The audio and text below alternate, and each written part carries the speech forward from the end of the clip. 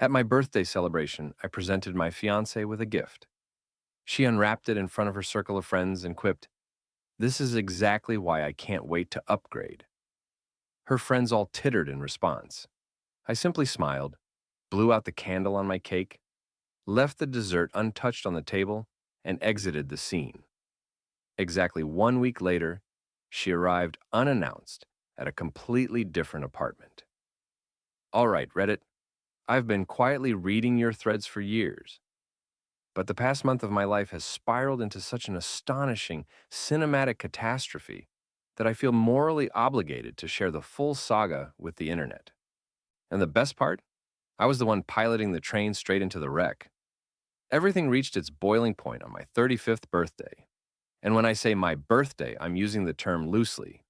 Yes, it was technically a commemoration of the day I entered the world, but the actual event had almost nothing to do with me. I'd originally suggested a quiet, intimate steak dinner for two.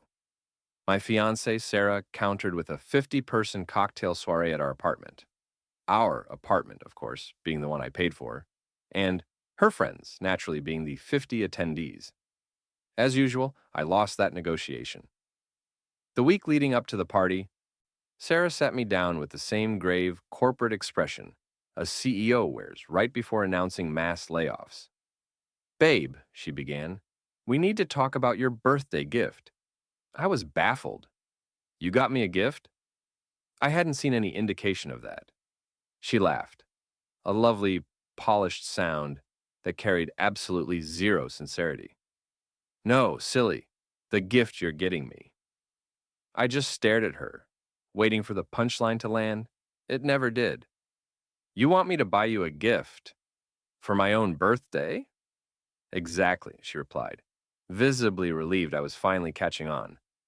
"It's not really for me. It's for us, for our brand. Tiffany's going to be there, and you know she'll be live streaming the whole thing. I just want something shiny to open, to show everyone how amazing you are."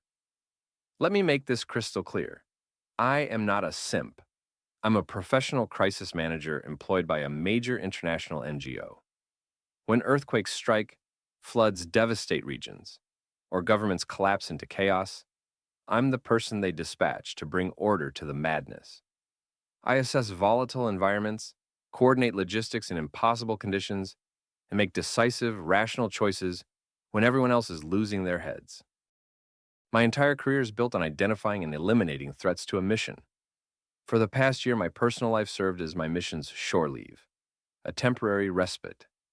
After an especially grueling assignment managing humanitarian aid in an active war zone, I returned home utterly depleted.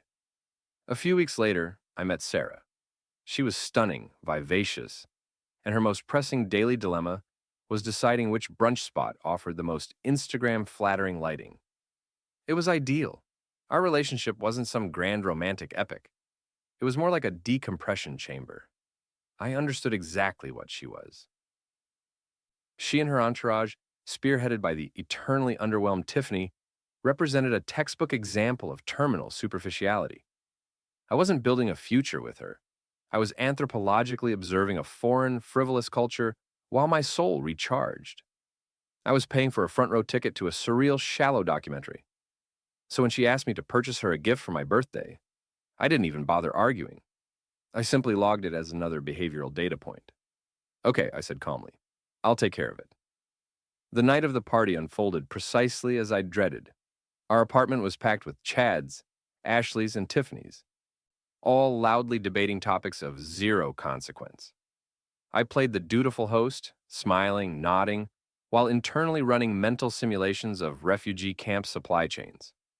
Not a single birthday card, not a single "happy birthday" crossed my path. I was merely the financier of the open bar. Then came the main attraction. Tiffany, who possesses the hunting instincts of a cheetah and the intellectual heft of a rain puddle, seized the microphone. "All right, everyone. The moment we've all been waiting for? Sarah's gift." Sarah beamed, shooting me a look that screamed, "This had better be Cartier level." I handed her the box. It wasn't the Cartier bracelet she'd been conspicuously leaving open in her browser history. Inside was a meticulously restored first edition of The Wind in the Willows, the only physical memento I had left from my late mother. It was, without question, the most precious object I owned, not monetarily, but emotionally. I'd had it professionally preserved. On the inside cover, I'd inscribed, "For all the adventures we have yet to begin." It was a test, my final test. I needed to know if there was even a sliver of depth beneath her glossy surface. She opened it. Her smile flickered just for a nanosecond as she registered the antique book. But she's a pro. She held it aloft for Tiffany's live stream. "Oh my God, babe," she gushed, her voice straining to sound touched. "A book! It's so thoughtful." Tiffany zoomed in, her brow furrowed in confusion. Then Sarah, buoyed by champagne and the adoration of 50 of her closest sycophants, made her fatal mistake. She glanced at her friends, giggled, and delivered the line that would detonate her entire world. "It's sweet, but this is exactly why I can't wait to upgrade." Her friends erupted in laughter. It was the punchline to a year-long joke, and I was the unwitting punchline. In that instant, the mission parameters in my mind shifted. Decompression was over. The environment had turned hostile. Observation was no longer the objective. Extraction was now the priority. I smiled. I walked over to the untouched, forlorn birthday cake, plucked a single cupcake, lit its candle, and held it aloft. "Make a wish," I announced to no one in particular. I blew out the flame, set the cupcake down gently, and strode directly into my home office, shutting the door firmly behind me. The crisis had officially commenced, and I was now fully operational. Update 1. The first principle of crisis management. Secure your assets and establish a safe operating base. While the party fizzled out in the living room, I was in my office executing a full-scale tactical withdrawal. Sarah, I imagine, assumed I was sulking. She had no clue I was engineering a silent coup against her entire lifestyle. My most critical asset was the apartment. The lease was solely in my name, a non-negotiable condition I'd insisted upon from day one. A crisis manager never co-signs documents in unstable territories. At 2 a.m. también, I emailed the landlord. I submitted my 30-day notice, copying my attorney. I informed him I was vacating immediately, but that the final month's rent was prepaid. I also clarified that the other occupant, Sarah, would be solely responsible for the final walkthrough and returning the keys. That single email transferred all liability and the burden of dealing with her directly onto the landlord. Next, I severed her supply lines. Sarah was an authorized user on all my financial accounts. In under 5 minutes, I revoked her access to a substantial line of credit. I redirected all my income into a newly established, secure account. The logistical lifeline supporting Project Sarah was now officially severed. I keep an emergency go bag packed at all times, a professional habit. It contains cash, a satellite phone, duplicate vital documents, and a change of clothes. I grabbed it, along with my work laptop, and the book she'd casually discarded on the kitchen counter. By 4 a.m., I'd fully extracted myself from the hot zone. I didn't check into a hotel. I relocated to a modest, nondescript apartment I'd quietly leased under my company's name 6 months prior. A competent manager always maintains a fallback position. From this new command center, I initiated Phase 2, dismantling the opposition's infrastructure. Sarah's power didn't stem from herself. It flowed from her social network. And the undisputed monarch of that network was Tiffany. Tiffany was a problem, an influencer, which is corporate speak for professional parasite.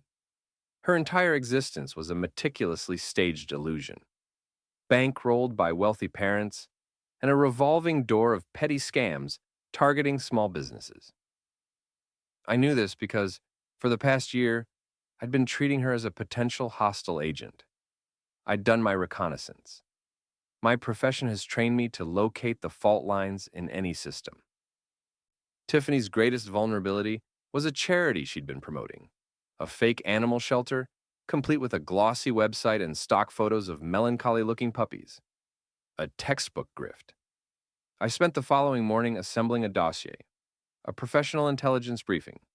It included a full forensic breakdown of her fraudulent charity, screenshots of her soliciting donations, and a financial trail I traced showing all donations funneled directly into her personal PayPal. I also appended evidence of her purchasing tens of thousands of fake followers and the return fraud scheme she'd orchestrated with Sarah using my credit cards. I didn't post it publicly. Public attacks are chaotic. Targeted strikes are surgical. I dispatched the dossier from an anonymous, encrypted email address to 3 precise recipients: an investigative journalist at a local TV station who specialized in digital fraud, the IRS's Charity Fraud Division, and Tiffany's father. With the primary threat neutralized, I pivoted to dismantling her secondary support units, her other friends. One of them, a young woman named Madison, held a junior position at a major investment bank. Jobs like that demand rigorous background checks and impeccable personal conduct. A quick scan of her public social media yielded a goldmine: dozens of photos of her at parties, visibly intoxicated, boasting about her wild weekends. I compiled a concise, damning packet of these public posts and sent it anonymously to her firm's head of compliance, accompanied by a single line: "Is this the public image your company wishes to project?" The final target was Sarah's upgrade, a man named Richard, a wealthy, recently divorced businessman she'd been grooming as her next conquest. I didn't need to attack him directly. I merely needed to make Sarah appear as a high-risk liability. I knew Richard was embroiled in a bitter divorce. I sent an anonymous email to his divorce attorney's office, attaching a link to Tiffany's live stream, specifically the clip where Sarah gushes about her upgrade plans. I added a brief note: "Thought you might find this relevant to discussions regarding your client's new associations." By the time Sarah awoke on what she likely assumed was just another lazy Saturday, her entire world had been rigged with explosives. Her credit cards were frozen. Her apartment was a legal time bomb. Her best friend was about to be investigated for fraud, and her escape hatch had just been welded shut. Her first text arrived at 11:32 a.m. "Hey, where are you? And why was my card declined at the coffee shop?" I was already miles away, sipping my own coffee, monitoring the deployment of my assets. I didn't respond. You don't negotiate with a crisis, you manage it. Update 2. The detonations unfolded exactly as I'd anticipated, and then some. The expose on Tiffany's fake puppy charity broke 2 days later. It was devastating. The reporter I'd tipped off delivered a masterclass in investigative journalism, laying bare every detail of the scam with brutal precision. Tiffany's name and face were plastered across every news outlet.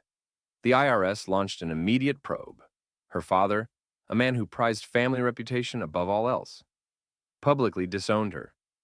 Tiffany's influencer career wasn't merely over. It was reduced to radioactive rubble. Her response? Immediate betrayal. Text messages I briefly still had access to revealed a spectacular implosion.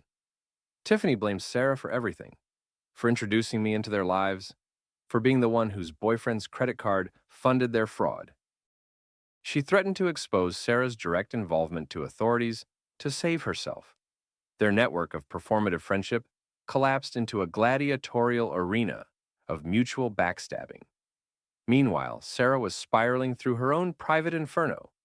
The landlord had formally served her with eviction papers. She faced a stark choice: qualify for the 5,000-month lease solo, impossible, or be homeless in under 30 days. Her desperate calls to me went unanswered. Her other friends were also imploding. Madison, the investment banker, was summoned to an emergency HR meeting. She wasn't fired, but she was placed on strict professional probation and stripped of all client-facing responsibilities. The rest of Sarah's circle, witnessing the carnage, scattered like roaches fleeing a spotlight. They wanted zero association with Sarah or the radioactive drama now orbiting her. The final blow came from Richard. His divorce attorney, armed with video evidence of Sarah's upgrade comment, almost certainly leveraged it to portray Richard as a reckless man already entangled with opportunistic women. I can only imagine the conversation that followed. Richard didn't just ghost Sarah. He blocked her on every platform and reportedly told a mutual acquaintance she was the kind of train wreck that could derail an entire city. In the span of 1 week, Sarah plummeted from social royalty to complete pariah. No money, no home, no friends, no backup plan. She was utterly, devastatingly alone, stranded in the middle of a disaster zone I'd engineered with the icy, methodical precision of a military strategist. She'd ignited the crisis with one careless sentence. I simply managed it to its inevitable, logical endpoint. Final update.